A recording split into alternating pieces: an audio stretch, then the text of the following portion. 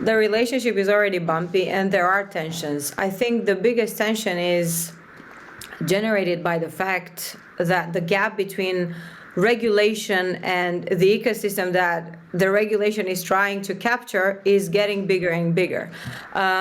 If initially you could think of crypto, and you can still do that, don't get me wrong, but initially it was all about financial related processes, financial processes, finance, right? So there was a mental model that you could apply and say, okay, this is how this works out in traditional finance. Let's see how it is deployed in DeFi, but there are similitudes there, and let's see how we can find a way to insert it in financial regulation that already exists. And for those very small use cases where you cannot do that because the regulation is not flexible enough, we'll create something new. I think we're way beyond that stage.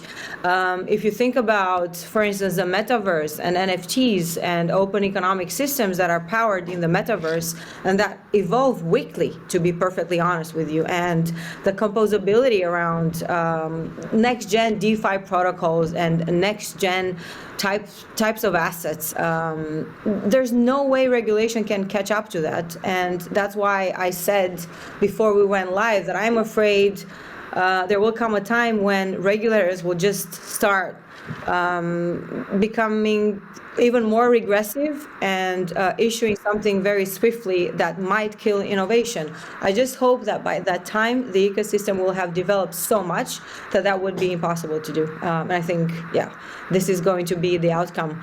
And also to add, I come from a place where I believe we should collaborate with policymakers and regulators and make them understand where they should intervene and where they shouldn't. Everyone wants some sort of regulatory clarity. Even the most libertarian DeFi or crypto projects or protocols, they want to know the more or less the parameters within which they can operate. So clarity is needed. The problem is that I think regulators are a little bit overwhelmed with the topic they're trying to regulate, that they don't know how to balance it.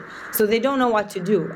You've pushed them out of their MO, which is, okay, let's look at, this is security, this is utility. They've now learned what a utility token is. This behaves like equity, this behaves. So they have that a constant analogy with the traditional financial services world, but when that cannot be applied anymore, I think they find themselves in a conundrum.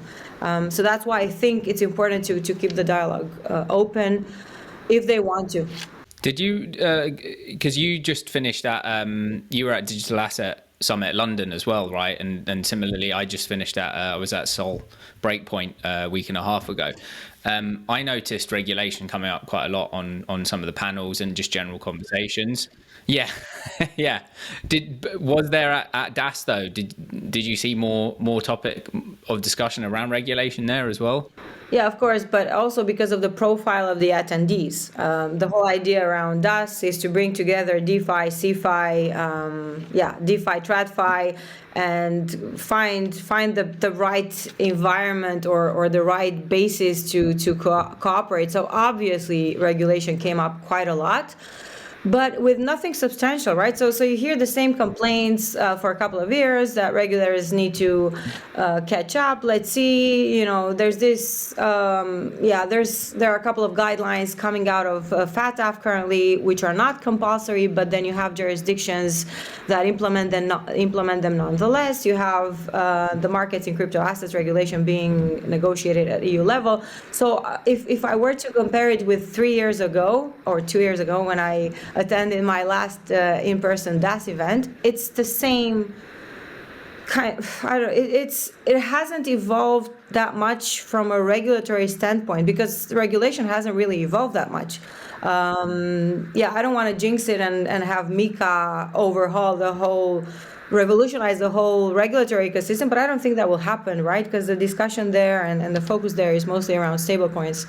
So yeah, there were discussions on regulation. Of course, this is something that CeFi reps understand and want to have implemented to justify internally as well as have the peace of mind externally to engage more in DeFi and crypto. But like I said, I didn't feel like I was listening to any breakthrough in terms of how regulation will be applied. Maybe I should say that I felt that there would be more unanswered questions from a regulatory standpoint.